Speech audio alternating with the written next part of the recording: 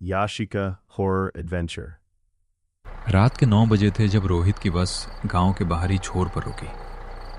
8 साल 8 साल में गांव की मिट्टी की खुशबू नहीं बदली थी। गीली, पुरानी और कुछ और भी जो रोहित पहचान नहीं पाया। बस का दरवाजा बंद हुआ और वो अकेला खड़ा था। एक हाथ में बैग, दूसरे हाथ में माँ की चाबी। 5 साल हो गए थे, पर चाबी अभी भी उसी पुराने कपड़े में लिपटी थी जैसे माँ ने रखी थी। गांव का रास्ता संकरा था। दोनों तरफ खेत, ऊपर आसमान में बादल और बीच बीच में जुगनुओं की रोशनी। किसी और वक्त ये सुंदर लगता, आज नहीं। घर पुराना था, दीवारें सीली, आंगन में सूखे पत्ते और दरवाजे पर एक पुराना ताला जो मुश्किल से खुला। रोहित अंदर गया, लाइट जलाई। बल्ब एक बार टिमटिमाया, फिर स्थिर हो गया। माँ की हर चीज वैसी ही थी। वही पुरानी चारपाई, वही टूटा हुआ आईना, वही तुलसी का सूखा गमला। रोहित वहीं बैठ गया। बाहर से आवाजें आईं, किसी बच्चे की हंसी, फिर चुप्पी, फिर दरवाजे पर दस्तक। कौन है? दरवाजा खोला तो एक बूढ़ा आदमी खड़ा था। सफेद बाल, झुकी कमर और आंखें कुछ ज्यादा ही स्थिर थीं। रघु काका का लड़का है ना तू? रोहित? हाँ, आइए अंदर। नहीं, बस एक बात। उसने सीधे आंखों में देखा। रात के 12 बजे के बाद अगर कोई तुझे नाम से बुलाए तो जवाब मत देना, कभी नहीं। रोहित ने हल्का मुस्कुराया। काका, ये सब। पर बूढ़ा पहले ही जा चुका था, अंधेरे में, बिना पलटे। रोहित कुछ देर दरवाजे पर खड़ा रहा, फिर उसने दरवाजा बंद किया। रोहित ने खाना नहीं खाया। थकान थी पर नींद नहीं आ रही थी। वो चारपाई पर लेटा छत देखता रहा। माँ की चारपाई, उसी पर लेटना अजीब लग रहा था, पर घर में दूसरी जगह थी भी कहां। घड़ी की सुइयां चलती रहीं। 11, 11:30, 12। रोहित की आंखें बंद होने लगी थीं। तभी रोहित! वो छत के से उठ बैठा। आवाज बाहर से आई थी, दूर से, जैसे खेतों की तरफ से, हल्की, धीमी, जैसे हवा में कोई नाम घुल गया हो। रोहित ने सांस रोकी, कान लगाए। कुछ नहीं, सिर्फ झींगुरों की आवाज, सिर्फ हवा। नींद की वजह से हुआ होगा। वो दोबारा लेट गया, पर उसकी आंखें बंद नहीं हुई। वो छत को देखता रहा। ऊपर कहीं एक पुराना पंखा धीरे धीरे घूम रहा था, बिना बिजली के, सिर्फ हवा से। रोहित ने नजरें हटा ली। रात भर वो उसी एक करवट लेटा रहा। सुबह जब उठा तो बाहर धूप थी, चिड़ियां थीं। आंगन में एक कुत्ता बैठा था जो रोहित को देखकर चला गया। सब सामान्य था। रोहित ने चाय बनाई। स्टोव पुराना था, 3 माचिस लगी। सामने वाले खेत में एक बुजुर्ग औरत काम कर रही थी। रोहित ने सोचा शायद पहचानती ना हो, पर औरत ने एक बार और देखा था, और उस नजर में कुछ था। रोहित को वो बूढ़े आदमी की बात याद आई। उसने चाय का आखिरी घूंट लिया और सोचा, बस गांव का पुराना अंधविश्वास है, कुछ नहीं। पर रात की वो आवाज उसे याद थी, बिल्कुल साफ। दोपहर को रोहित गांव में निकला। 8 साल बाद चेहरे पहचाने से लग रहे थे, पर नाम याद नहीं आते थे। कुछ लोग मिले, कुशल मंगल पूछा। माँ का जिक्र हुआ तो आंखें नम हुईं। रोहित हर बार बात जल्दी बदल देता। चाय की दुकान पर रमेश काका मिले। उम्र में बड़े, पर याददाश्त अच्छी थी। अरे रोहित, कब आया? कितने दिन रहेगा? बस कुछ दिन काका, घर देखना था, माँ की कुछ चीजें थी। अकेले रहेगा उस घर में? उन्होंने ये सामान्य तरीके से नहीं पूछा था। कुछ था उस आवाज में। हाँ, कोई दिक्कत है क्या? रमेश काका ने चाय का कप नीचे रखा। कुछ देर चुप रहे। नहीं, कुछ नहीं। काका, कल रात मुझे कुछ आवाज आई, कोई नाम ले रहा था। किसका था जानते हो? रमेश काका का हाथ रुक गया। मेरा नाम रोहित, बस इतना। दुकान में 2-3 और लोग बैठे थे। रोहित को लगा उनमें से एक ने दूसरे की तरफ देखा, पर जब उसने नजर उठाई सब अपने अपने काम में थे। रमेश काका, नींद में सुना होगा, नया घर है, अकेले हो, ऐसा होता है। नींद नहीं आई थी, पूरी तरह जागते हुए सुना। कोई जवाब नहीं आया। रोहित वहां से चला, पर उसे पीछे से लगा जैसे उसके जाते ही आवाजें शुरू हो गई हों, धीमी फुसफुसाहट। शाम को वो घर लौटा। आंगन में पत्ते वैसे ही थे, ताला वैसे ही था, पर एक चीज अलग थी। दरवाजे के सामने की मिट्टी में एक निशान था, जैसे कोई खड़ा रहा हो घंटों। पांव के निशान साफ, अंदर की तरफ मुड़े हुए। अगले दिन रोहित ने जानबूझकर उस बूढ़े आदमी को ढूंढा जो पहली रात मिला था। कोई नहीं जानता था उसका नाम। एक बुजुर्ग ने कहा, सफेद बालों वाला, झुकी कमर। फिर चुप हो गए।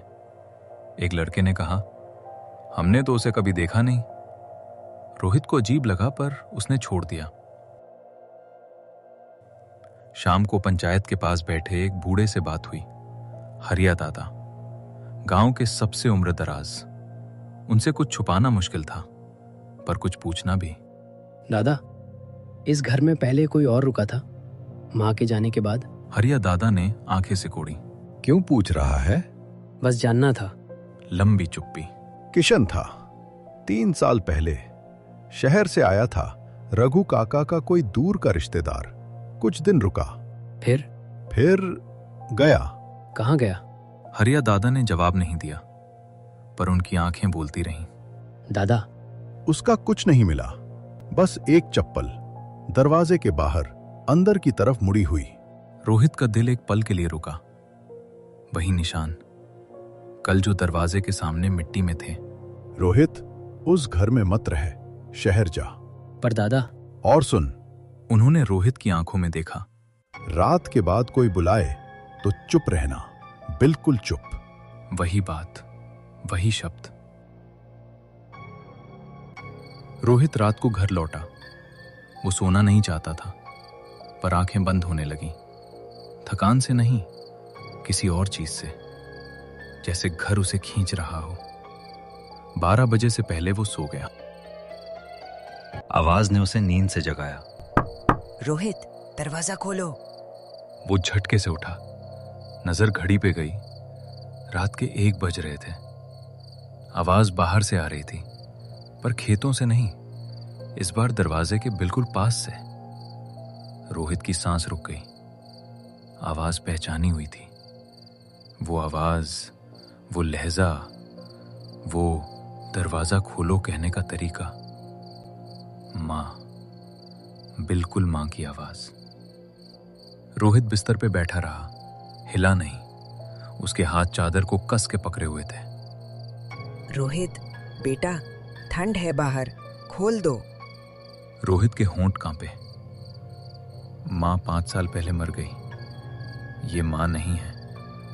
उसने ये बात खुद से कही, जोर से नहीं, मन में। पर उसकी आंखें गीली थीं।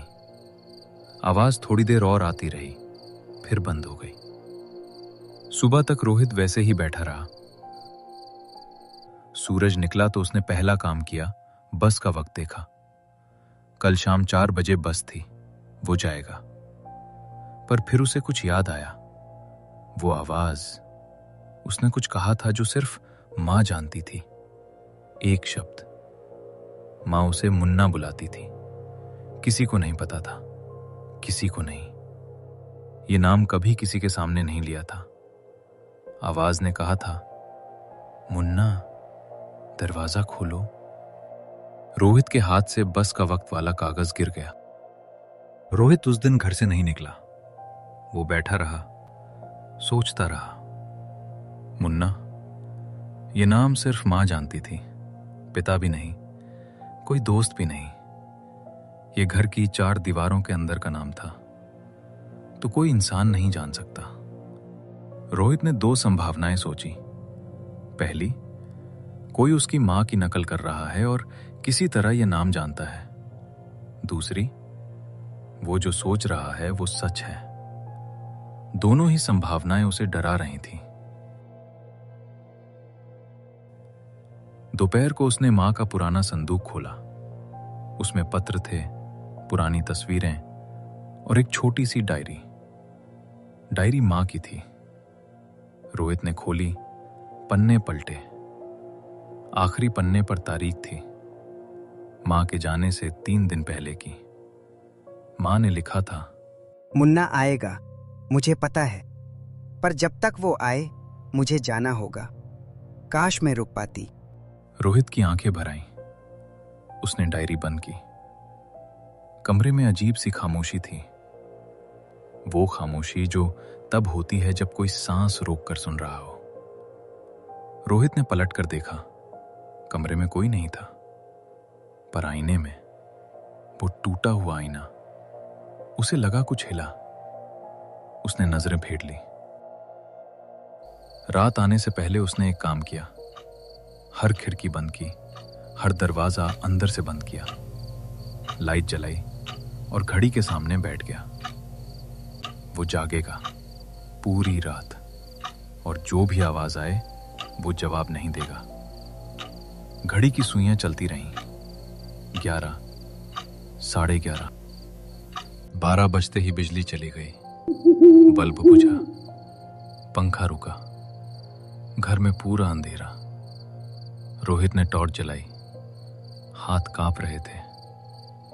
1 मिनट, 2 मिनट, 3, कुछ नहीं, बस अंधेरा। रोहित ने सांस ली। शायद बस बिजली गई है, शायद आज कुछ नहीं होगा। फिर दरवाजे पर एक आवाज आई। दस्तक नहीं, खुरचचने की आवाज, जैसे कोई नाखून से लकड़ी पर धीरे धीरे खींच रहा हो। कौन है? उसने पूछा नहीं था, बस होंठों से निकल गया, पर आवाज नहीं आई। खुरचटने की आवाज बंद हो गई। रोहित उठा, दरवाजे के पास गया, कान लगाया। बाहर कुछ था। वो महसूस कर सकता था, जैसे गर्मी हो, जैसे सांस हो। वो पीछे हट गया, चारपाई पर बैठ गया, घुटने सीने से लगा लिए। टॉर्च की रोशनी में पूरा कमरा नारंगी था। आधा घंटा बीता। फिर बिल्कुल चुपचाप। कोई दरवाजा नहीं खुला, कोई खिड़की नहीं हिली, पर आवाज कमरे के अंदर से आई। रोहित। रोहित की टॉर्च गिर गई। अंधेरा। रोहित ने टॉर्च ढूंढी। हाथ जमीन पर थे। मिली, जलाई। कमरे में कोई नहीं था, पर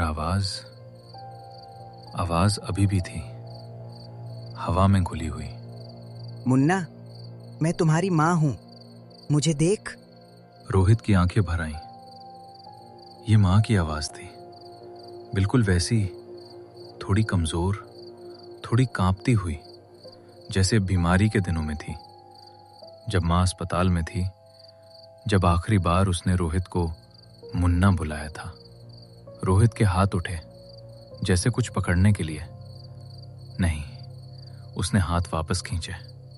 ये माँ नहीं है, ये माँ नहीं है, ये माँ नहीं है।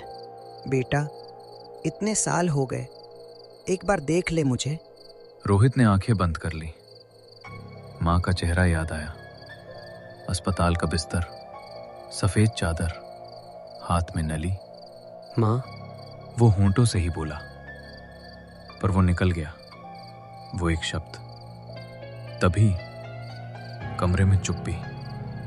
पूरी, गहरी, भारी चुप्पी। एक पल, फिर वो आवाज, अब उसके बिल्कुल पीछे से। अब तुमने जवाब दे दिया। रोहित पलटा। टॉर्च की रोशनी में कुछ नहीं था, सिर्फ दीवार, और उस दीवार पर रोहित की परछाई। पर परछाई अकेली नहीं थी। टॉर्च बुझ गई। सुबह के 6 बजे रमेश काका उस गली से गुजरे। घर का दरवाजा खुला था। उन्होंने रुक कर देखा, अंदर झांका। रोहित, रोहित बेटा। जवाब नहीं। वो अंदर गए। कमरे में चारपाई खाली थी। बैग वहीं था, चाबी वहीं थी।